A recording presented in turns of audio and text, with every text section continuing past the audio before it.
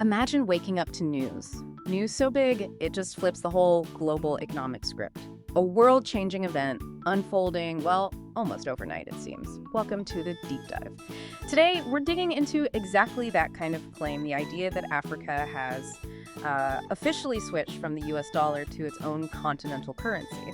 Yeah, and for this deep dive, we're looking at a mix of things, news reports, what seem to be leaked internal memos, and even, chatter from the streets across Africa. So our mission here is to really unpack the what, the how, and the why behind this huge development and, what it could actually mean for Africa and, frankly, for everyone else. This isn't just about cash. It's about power, identity, sovereignty. Okay, let's get into it. So our sources are saying that as of this morning, the African Union confirmed it. AfroGold is now Africa's official continental currency.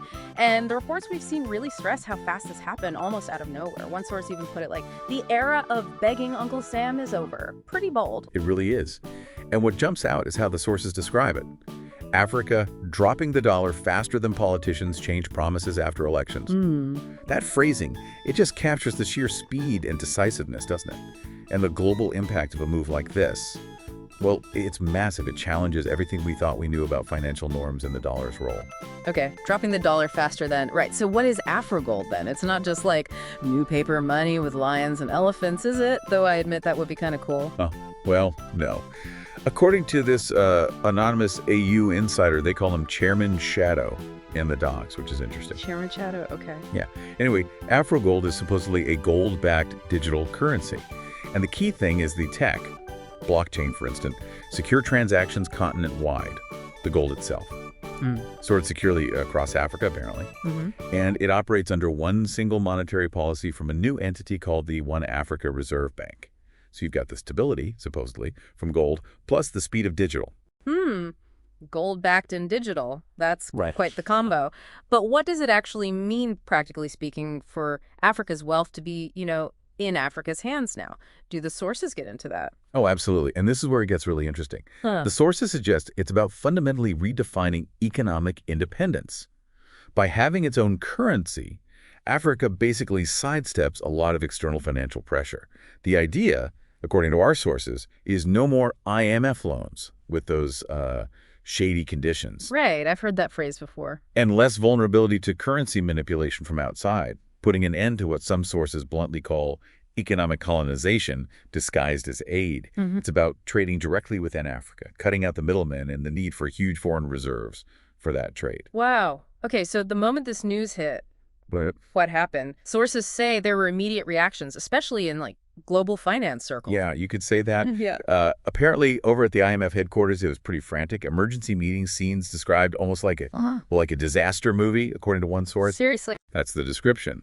And one economist was supposedly overheard saying, wait, Africa can do this without asking us. Who let this happen? So the main point is Africa just did it. Exactly. Permission wasn't requested. They just went ahead and addressed their own issues with their own solution, seems to be the message. Okay, and what about within Africa? Reactions from leaders must have been varied. Oh, definitely mixed, according to our reports. Yeah.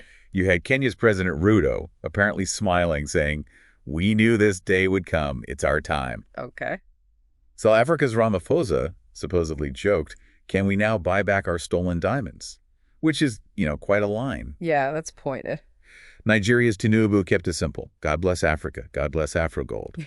Ghana's reaction was reportedly like, this is better than World Cup qualification. High praise indeed. It's better than the World Cup. Wow. But then you also had an anonymous West African president supposedly in a panic asking, wait, can we still hide money in Switzerland? No, dear. And the source added a little note, that loophole just got closed. So, yeah, a real mix. Right. Meanwhile, the global media must have jumped on this. CNN, BBC. Instantly. Headlines like, shock move Africa breaks from U.S. dollar. That kind of thing was everywhere from CNN, BBC, Bloomberg.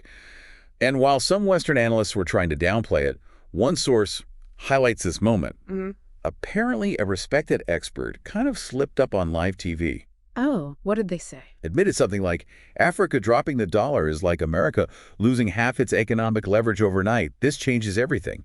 A real Freudian slip, maybe. Underscored just how big a deal this was seen to be, even accidentally. Losing half its economic leverage. Wow. Okay.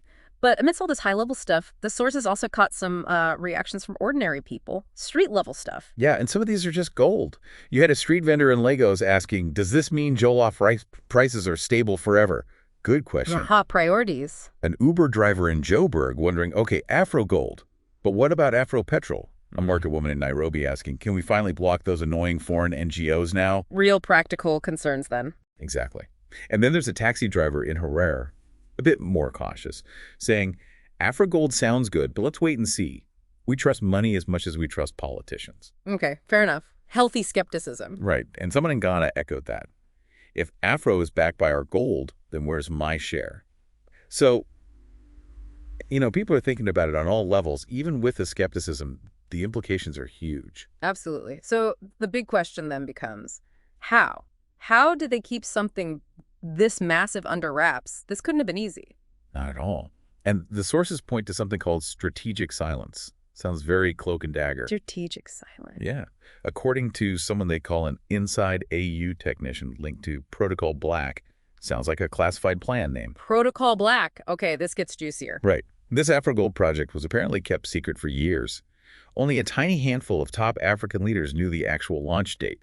Any public talk about it was disguised, made to sound like boring economic cooperation or, regional integration meetings. Standard stuff. Misdirection. Exactly. Well, it's behind the scenes. Massive effort. Yeah. Stockpiling gold reserves, setting up the digital payment networks across the continent, preparing this huge campaign to just flip the switch overnight. The level of coordination, both logistical and political, to maintain that secrecy, it's pretty staggering. The result, the world genuinely didn't see it coming, according to these sources. Okay, so the switch is flipped. What's the new reality then, according to the sources? How does this change things day to day economically? Well, the sources explain it like this. The dollar used to be king because so much African trade relied on it.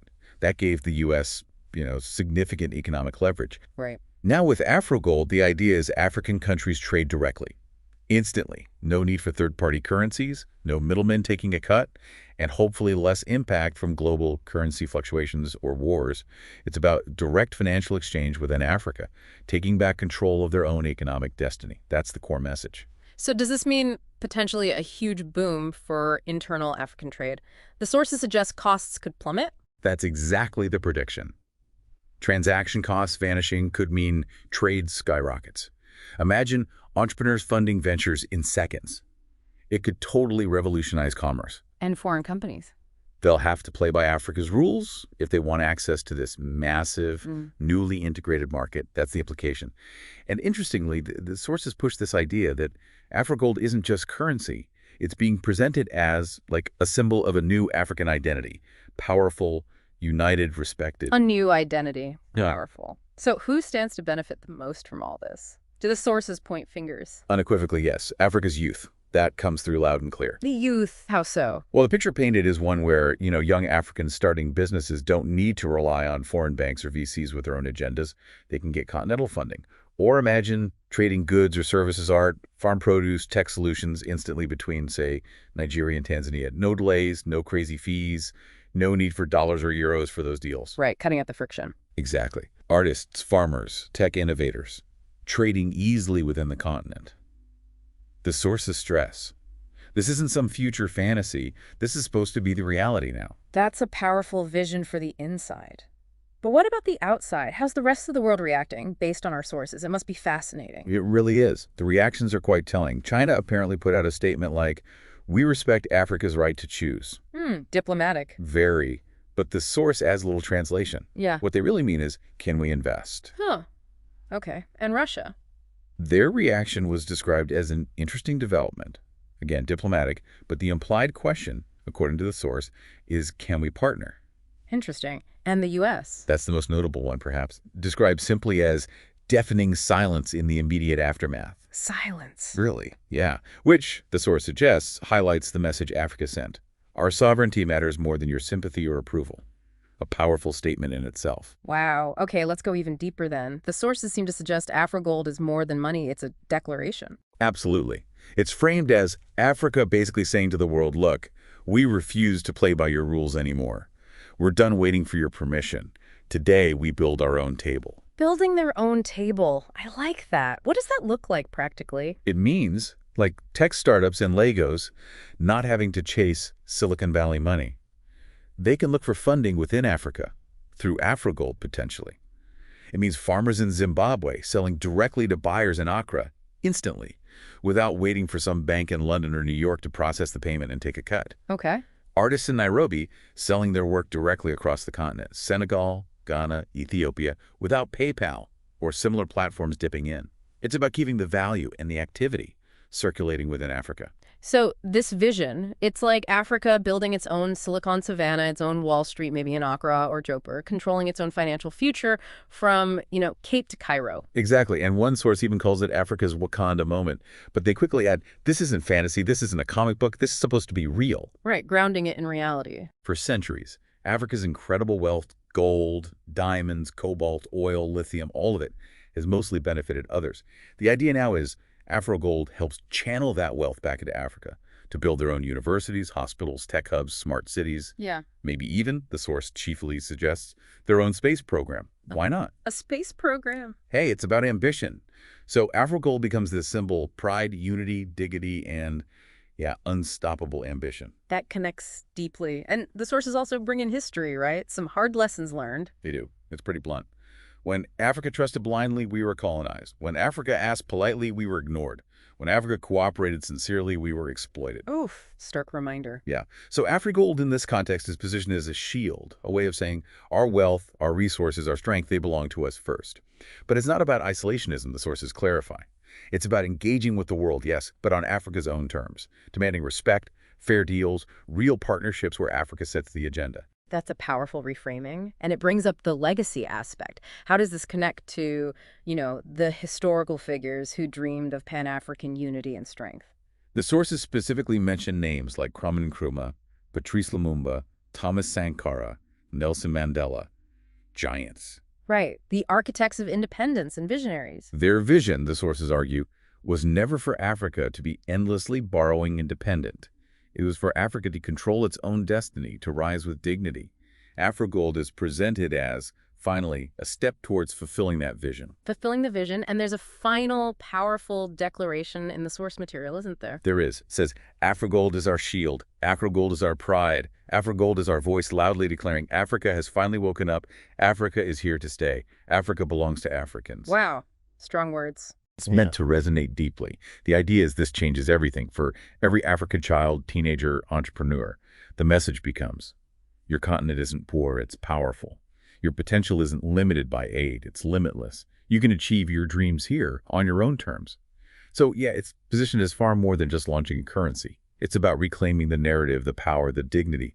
AfroGold, they argue, isn't just money, it's Africa's story, rewritten. What an incredible potential shift we've explored today. AfroGold, clearly positioned in our sources as much more than finance. It's a symbol of sovereignty, self-reliance, a continent, taking the reins. It leaves you thinking, doesn't it? Considering this profound, alleged move, what could this deep dive into Africa's supposed new currency mean for the future of international finance, for the global balance of power, especially if, other regions start thinking about redefining their own economic paths? Something to definitely chew